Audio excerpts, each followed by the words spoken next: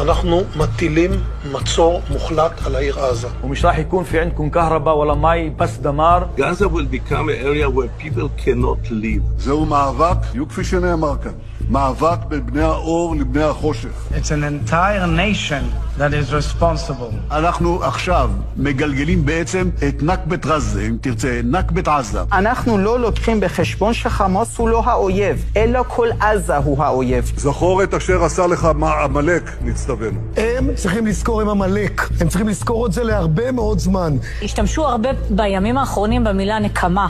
אני לא קוראת לזה נקמה, אני קוראת לזה צדק. אני רוצה לשמוע פגזים וארטילריה כבדה. צריך להקים התיישבות יהודית בשטח רצועת עזה, כדי שתהיה שם נוכחות יהודית לאורך זמן.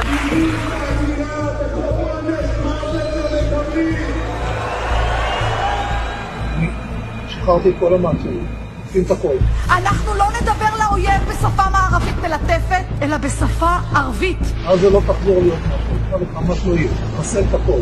כוח, כוח ועוד כוח. שלא הם, לא אמא שלהם, לא הילדה שלהם, לא התינוקות שלהם. אני לא נרדם טוב בלי שאני רואה בתים קורסים בעזה. אני משטחת את עזה.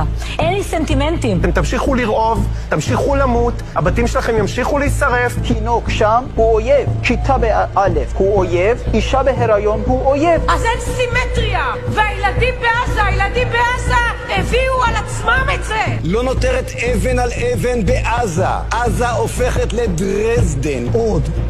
עוד בתים, עוד מגדלים. להרוס ולהתקדם, להרוס ולהתקדם. כמה שיותר גופות. תשמיד את עזה עכשיו. משה, עכשיו. נמשיך.